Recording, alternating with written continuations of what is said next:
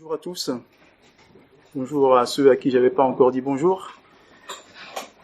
Juste rappeler que pour ceux qui n'ont pas l'habitude, que j'ai la liste des références que je vais utiliser tout à l'heure pour cette prédication, pour que vous puissiez après revoir le texte chez vous et replacer les versets dans leur contexte et retravailler le texte vous-même. Le message que nous avons partagé la dernière fois parlait de la souffrance du disciple. Nous avons lu un passage que j'aimerais relire ce matin, qui se trouve dans la première lettre de l'apôtre Pierre, au chapitre 2, les versets 20 et 21, où Pierre écrit « En effet, quelle gloire y a-t-il à supporter de mauvais traitements pour avoir commis des fautes ? Mais si vous supportez la souffrance lorsque vous faites ce qui est bien, c'est une grâce devant Dieu. Et c'est à cela que vous avez été appelés. Parce que Christ a souffert pour vous, vous laissant un exemple afin que vous suiviez ses traces. Et ce que nous avions dit, c'est que Christ est notre exemple. Il a souffert pour nous laisser un exemple. Il est en fait notre modèle et notre souffrance est à l'image de la sienne. Parce qu'il est notre modèle et en fait sa souffrance, je dirais son humiliation, en fait constitue le prix de notre salut. Et ça va être le message de ce matin, le prix de notre salut. Comment le Seigneur a payé le prix pour que nous soyons sauvés. Et pour ce message, j'aimerais vous lire un passage dans la lettre de Paul aux Philippiens, au chapitre 2, les versets 5 à 8, où nous sommes exhortés de cette façon, « Ayez en vous les sentiments qui étaient en Jésus-Christ, lequel, existant en forme de Dieu, n'a pas regardé comme une proie à arracher d'être égal avec Dieu, mais il s'est dépouillé lui-même, en prenant une forme de serviteur, en devenant semblable aux hommes.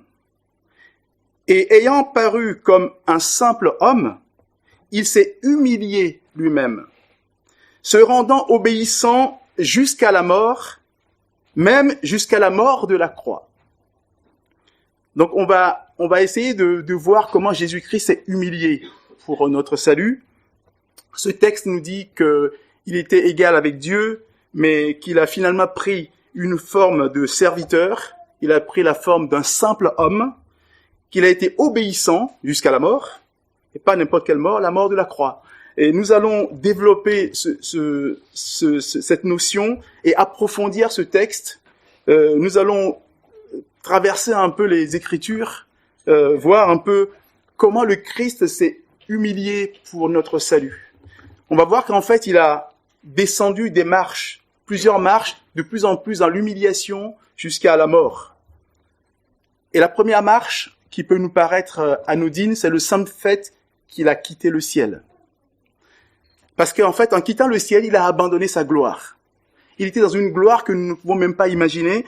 L'apôtre Jean a eu l'occasion de voir un peu, je vais y revenir après, le témoignage de l'apôtre Jean dans le livre de l'Apocalypse. Mais Jésus parle lui-même de cette gloire qu'il a abandonnée dans l'évangile selon Jean, au chapitre 17. Au verset 15, il dit, quand il prie son Père, il dit « Et maintenant, toi, Père, glorifie-moi auprès de toi-même de la gloire que j'avais auprès de toi avant que le monde fût. » En fait, Jésus parle de cette gloire qu'il avait auprès de son Père, et il va l'abandonner. Ça va être la première marche de cette descente dans l'humiliation. Et la deuxième marche que nous pouvons prendre, l'image que nous pouvons prendre, c'est imaginer que Jésus aurait pu arriver sur la terre en abandonnant cette gloire, mais quand même arriver avec une certaine gloire. Arriver monté sur un cheval blanc, avec une armée qui le suivait, mais c'est pas ce qu'il a fait. Et justement, je voulais revenir à ce passage du livre de l'Apocalypse, au chapitre 19, versets 11 et 14, où l'apôtre Jean témoigne de ce qu'il voit. Et il dit « Puis je vis le ciel ouvert, et voici parut un cheval blanc. Celui qui le montait s'appelle fidèle et véritable, et il juge et combat avec justice. Les armées qui sont dans le ciel le suivaient sur des chevaux blancs, revêtus d'un fin lin blanc et pur. Ça, c'est après. Jésus a fait cette révélation à Jean, mais il n'est pas arrivé sur la terre comme ça. Il aurait pu le faire. Mais il a accepté de venir comme un simple homme pour sa mission. Ça a été cette deuxième marche qu'il descend, il vient, d'accord, mais il vient pas dans la gloire. Et la troisième marche dont on peut parler, c'est le fait qu'il est né d'une femme. Alors, certains pourraient dire, mais il ne pouvait pas naître d'un homme. Non, c'est l'expression que l'apôtre Paul utilise dans la lettre aux Galates, chapitre 4, verset 4. Mais lorsque les temps ont été accomplis, Dieu a envoyé son fils né d'une femme. Pourquoi il précise cela? C'est parce que Jésus aurait pu arriver comme un homme fait, de la trentaine. Voilà, et se présenter et faire sa mission dans cet état-là. Et pourtant, il va choisir de naître d'une femme, c'est-à-dire devenir un bébé, un nourrisson totalement dépendant de ses parents pour ses besoins, pour tout ce qu'il pouvait faire. Il était totalement fragile. Et il a choisi cela. Il a accepté cela. Au lieu d'arriver comme un homme fait, non, il a accepté de naître d'une femme, c'est-à-dire prendre la forme la plus vulnérable de l'être humain. Voilà, cette marche qu'il a accepté de descendre. Et il va descendre encore plus bas parce qu'il pouvait très bien naître dans une famille royale. Non, il a accepté de naître dans une famille de charpentiers. Voilà, et il continue comme ça à descendre. Et sa naissance même va nous montrer à quel point il accepte toujours de descendre toujours plus bas. Dans Luc chapitre 2, versets 6 et 7, on nous raconte un peu comment il est né, très rapidement. Pendant qu'ils étaient là, le temps où Marie devait accoucher arriva. Et elle enfanta son fils premier-né. Et elle l'emmaillota et le coucha dans une crèche parce qu'il n'y avait pas de place pour eux dans l'hôtellerie. Alors vous imaginez qu'il y a une femme enceinte qui arrive. Donc on ne pouvait pas ne pas savoir qu'elle était enceinte, elle était à terme. Et tout le monde avait trouvé de la place, mais elle, on lui dit, écoutez, il reste de la place avec les animaux dans les tables. Il n'y a pas de place pour vous, madame. Et Jésus accepte cela. Donc il va aller, il va naître parmi les animaux dans les tables, et on le couche dans la mangeoire, dans une crèche, là où les animaux mangent, là où les animaux bavent. C'est là-dedans qu'il va naître. Il accepte cela. Et il continue, on nous parle d'une fuite en Égypte, pendant qu'il était encore petit.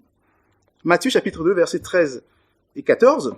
Lorsqu'ils furent partis, donc il est question ici des mages qui sont venus rendre hommage à Jésus, et quand ils partent, on nous dit, voici un ange du Seigneur apparu en songe à Joseph et dit, lève-toi, prends le petit enfant et sa mère, fuis en Égypte et reste-y jusqu'à ce que je te parle. Car Hérode cherchera le petit enfant pour le faire périr. Joseph se leva, prit de nuit le petit enfant et sa mère et se retira en Égypte. Alors cet événement qui peut paraître aussi anodin, mais en fait ça nous montre que Jésus accepte de fuir devant Hérode. Or, Hérode, c'est qui? C'est une créature de Jésus. Colossiens chapitre 1, verset 16 nous dit « Tout a été créé par lui et pour lui.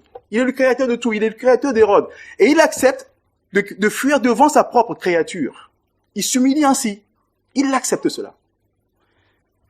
Et ensuite, quand il va décider de résider quelque part, on aurait pu imaginer qu'il choisisse la grande ville royale, Jérusalem, la ville de David. Maintenant, il va choisir une ville dont on dit ceci, Jean chapitre 1, verset 46, Nathanaël lui dit, peut-il venir de Nazareth quelque chose de bon? C'est la ville que l'on dédaignait. Rien ne pouvait venir de bon de Nazareth. Mais Jésus dit, c'est là où il va résider.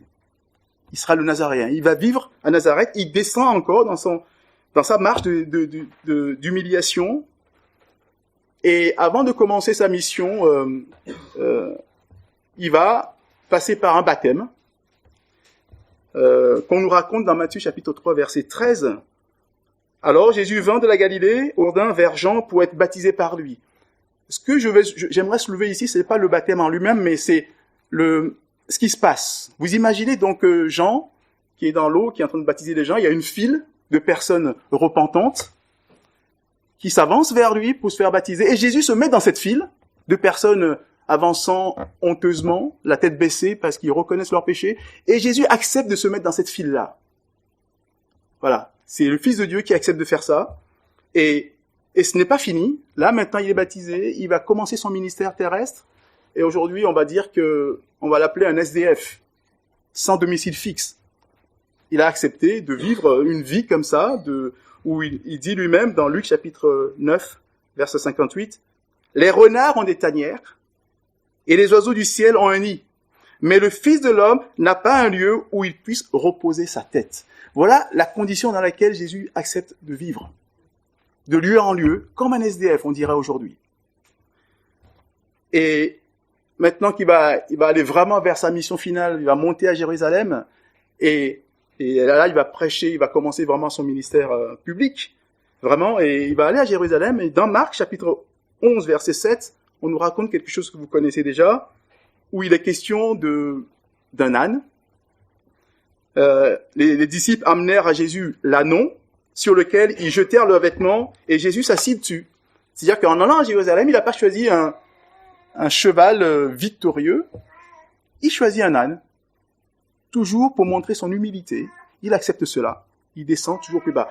Et d'ailleurs, une petite parenthèse, c'est que cet événement avait été prophétisé plus de 700 ans plus tôt par Zacharie chapitre 9, verset 9, où il est dit ceci, « Sois transporté d'allégresse, fille de Sion, pousse des cris de joie, fille de Jérusalem, voici ton roi vient à toi, il est juste et victorieux, il est humble et monté sur un âne, le petit d'une ânesse. » Voilà. Là aussi, ça nous montre un peu la grandeur de notre livre, la grandeur de la parole de Dieu, où les choses sont prédites bien avant et se réalisent. Et quand le moment arrive où Jésus va vraiment terminer sa mission, il est avec ses disciples, et à un moment donné, on nous raconte, dans Jean chapitre 13, verset 5, qu'il versa de l'eau dans un bassin, et qu'il se mit à laver les pieds des disciples, et à les essuyer avec le linge dont il était saint. Lui, le Seigneur, il se met à laver les pieds sales de ses disciples. C'est lui qui l'accepte de le faire. Il descend toujours comme ça dans l'humiliation. Tout ce qu'il fait, en fait, nous montre à quel point il descend dans l'humiliation. Donc il lave les pieds des apôtres, et va commencer maintenant ce qu'on appelle communément la passion, sa passion. Il va souffrir. Il va continuer à payer le prix. Il a déjà commencé depuis le fait qu'il a quitté le ciel. Il a déjà commencé à s'humilier. Et là, il va connaître des moments forts que je vous invite à relire dans l'évangile selon Matthieu, les chapitres 26 et 27. Moi, j'aimerais simplement reprendre quelques passages de ces 2 chapitres où on va voir la souffrance que le Seigneur va connaître, l'humiliation qu'il va connaître, même la façon dont il a été arrêté. Chapitre 26, verset 55, Jésus dit à la foule, « Vous êtes venus comme après un brigand avec des épées et des bâtons pour vous emparer de moi. » Il a été pris comme un brigand, un simple brigand, un vulgaire brigand. Il a accepté cela. Et il est traité comme ça, comme un brigand. Et ensuite, on va le battre. On va le frapper. Chapitre 27, verset 26. Alors Pilate leur relâcha Barabbas, et après avoir fait battre de verge Jésus, il le livra pour être crucifié. Donc il va être battu, il va être frappé, et non seulement cela, on va lui cracher dessus. On va lui donner des coups au visage. On va se moquer de lui. Chapitre 26, versets 67 et 68. Là-dessus, ils lui crachèrent au visage et ils lui donnèrent des coups de poing et des soufflets en disant « Christ, prophétise, dis-nous qui t'a frappé. » Voilà comment il était traité. On lui crache dessus, on lui donne des gifles, on le frappe au visage, on lui donne des coups. Vous pouvez imaginer à quel point son visage devait être tuméfié, à cause de ces coups qu'il prenait. À mon avis, il devait pas être vraiment reconnaissable après. Et on se moque de lui, mais pas simplement avec des mots. Chapitre 27, versets 28 à 31. Ils lui ôtèrent ses vêtements et le couvrirent d'un manteau écarlate. Ils tressèrent une couronne d'épines qu'ils posèrent sur sa tête et lui mirent un roseau dans sa main droite, puis, s'agenouillant devant lui, ils le raillaient en disant « Salut, roi des Juifs !» Et ils crachaient contre lui, prenaient le roseau et frappaient sur sa tête. Après s'être ainsi moqués de lui, ils lui ôtèrent le manteau, lui remirent ses vêtements et l'amenèrent pour le crucifier. Vous imaginez, en fait, on se moque de lui, on le prend pour un roi, voilà, et on s'agenouille devant lui, on lui met une couronne, voilà, mais d'épines, mais ce qu'on constate, c'est que c'était une couronne d'épines, mais après on frappe sur la couronne avec un roseau. C'est-à-dire que les épines rentraient dans la chair. Non seulement on a posé l'épine, mais on tape dessus, on tape sur les épines, et il reçoit ça dans la terre. Voilà ce qu'il a subi, notre Seigneur. Et après cela, on va lui demander de porter sa croix. À l'époque, en fait, le condamné portait lui-même sa croix, ou la barre transversale de la croix. Et Jésus a été tellement maltraité qu'il était fatigué, épuisé. On a dû faire appel à quelqu'un d'autre. Matthieu chapitre 27, verset 32. Lorsqu'ils sortirent, ils rencontrèrent un homme de Cyrène appelé Simon, et ils le forcèrent à porter la croix de Jésus, parce que Jésus n'en pouvait plus. Les autres condamnés arrivaient avec leur croix jusqu'au lieu, mais lui, il était tellement battu, tellement maltraité, qu'il était épuisé. Il ne pouvait même plus porter sa croix. Et on va maintenant connaître le point fort, le crucifiement, qu'on appelle aussi la crucifixion. On va prendre des clous en fer forgé, qu'on va lui planter dans la chair, dans les poignets, dans les pieds. On tape sur les clous en fer forgé. Et non seulement on le traite comme ça, il est maintenant crucifié, il souffre sur la croix, mais on continue à se moquer de lui, à l'injurier. Matthieu 27, versets 39 à 43. Les passants l'injuriaient et secouaient la tête en disant, « Toi qui détruis le temple et qui le rebâtis en 3 jours, sauve-toi toi-même. Si tu es fils de Dieu, descends de la croix. » Les principaux sacrificateurs, avec les scribes et les anciens, se moquaient aussi de lui et disaient, « Il a sauvé les autres, il ne peut se sauver lui-même. » Voilà, il était en train de souffrir sur la croix, mais on continue à se moquer de lui. Alors on peut se poser une question. Quand on dit « Sauve-toi toi-même », pensez-vous que Jésus aurait pu se sauver lui-même, comme disaient les passants? Pensez-vous qu'il pouvait descendre de la croix, à votre avis? Pouvait-il descendre de la croix?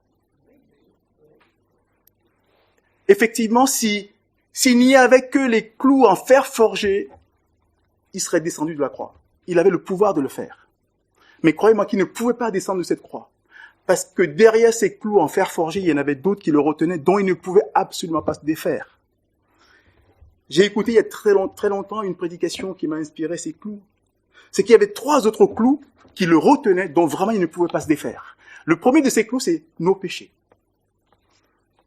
Et le prophète Ésaïe nous en parle déjà plus de 700 ans plus tôt, dans Ésaïe 53, j'aimerais vous lire les versets 3 à 7.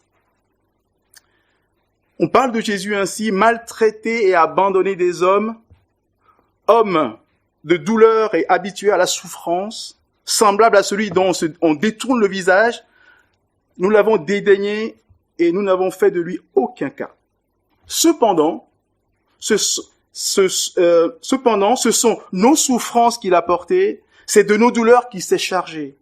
Et nous l'avons considéré comme puni, frappé de Dieu et humilié. Mais il était blessé pour nos péchés, brisé pour nos iniquités. Et le châtiment qui nous donne la paix est tombé sur lui. Et c'est par ses meurtrissures que nous sommes guéris. Nous étions tous errants comme des brebis, chacun suivait sa propre voie. Et l'Éternel a fait retomber sur lui l'iniquité de nous tous. Il a été maltraité et opprimé, il n'a point ouvert la bouche. Semblable à un agneau qu'on mène à la boucherie, à une brebis muette devant ceux qui l'attendent, il n'a point ouvert la bouche. Voilà, c'est nos péchés qui le retenaient à la croix. Avec ce clou-là, il ne pouvait absolument pas descendre de la croix. Mais il y en avait, et là, il était question des péchés de tout le monde, de tous les temps, de toute l'humanité.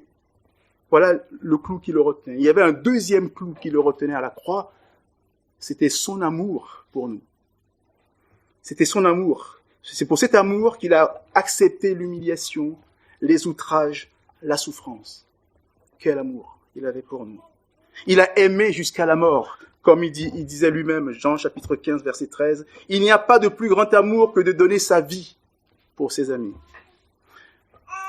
Les dimensions de l'amour de Jésus dépassent notre entendement, au point que l'apôtre Paul, lorsqu'il va essayer d'en parler dans Éphésiens chapitre 3, versets 18 et 19, je vous lis ce qu'il écrit. « Afin que vous puissiez comprendre avec tous les saints quelle est la largeur, la longueur, la profondeur et la hauteur, et connaître l'amour de Christ qui surpasse toute connaissance. » Alors ici, si on ne fait pas attention, on lit rapidement le texte, mais en fait, Paul parle de l'amour de Jésus en 4 dimensions. Quand on décrit un objet, c'est en 3 dimensions. Mais l'amour de Christ dépasse tellement notre entendement qu'il dit, il parle de la longueur, de la largeur, de la profondeur, de la hauteur. Si vous essayez de le faire, c'est pas possible. Il n'y a pas 4 dimensions, il y en a 3. Mais ça dépasse notre entendement. Cet amour est trop grand. Et Paul, essayant de le décrire, il le décrit en 4 dimensions. Il y avait un 3e clou qui le retenait à la croix. Et de ce clou-là, il ne pouvait pas se défaire. Non plus, c'était son obéissance à son Père. Jean chapitre 6, verset 38, Jésus dit, « Car je suis descendu du ciel pour faire non ma volonté, mais la volonté de celui qui m'a envoyé. » Il a été obéissant. Et le texte nous dit obéissant, se rendant obéissant jusqu'à la mort. Et le texte précise, même jusqu'à la mort de la croix. Ça, c'est encore une marche qu'il a descendue, parce qu'il pouvait mourir autrement. Mais il descend encore plus bas en choisissant la mort la plus infamante de l'époque, la mort de la croix. C'est pour ça qu'on le précise. Il est descendu si bas. Vous imaginez le prix de notre salut. Quand on parle de notre salut, que Jésus a payé le prix, si on prend le temps d'analyser les textes, on se rend à quel point il a payé le prix, à quel point il s'est humilié en tant que Seigneur. Oh, quelle humiliation! Le prix payé pour notre salut est si élevé. Et l'apôtre Pierre va nous en parler dans sa première lettre, au chapitre 1, versets 18 et 19. « Sachant que ce n'est pas par des choses périssables, par de l'or ou de l'argent, que vous avez été rachetés de la vaine manière de vivre que vous avez hérité de vos pères, mais par le sang précieux de Jésus-Christ, de Christ, comme d'un agneau sans défaut et sans tache. » Si nous prenons conscience du prix payé pour notre salut, nous ne pouvons plus continuer à vivre d'une vaine manière. On peut se demander pourquoi j'insiste autant sur le prix de notre salut. C'est parce qu'il faut le réaliser pour changer de vie. Si nous avons réalisé une telle souffrance, une telle humiliation de notre Seigneur, nous ne pouvons plus continuer à vivre dans la désobéissance au Seigneur, dans la rébellion ou dans le péché. Le prix payé pour notre salut est trop élevé. Honorons-le. Honorons ce prix. Il est trop élevé. Recherchons la sainteté. Soumettons-nous au Seigneur. Obéissons à ses commandements. Recherchons et poursuivons la sanctification. Si nous prenons conscience de ce prix, il est trop élevé. Voilà, et j'aimerais juste m'arrêter là-dessus, que chacun prenne conscience. Que l'Esprit de notre Dieu touche nos cœurs et nous fasse réaliser le prix que notre Seigneur et Sauveur bien-aimé Jésus-Christ a payé pour notre salut. Amen.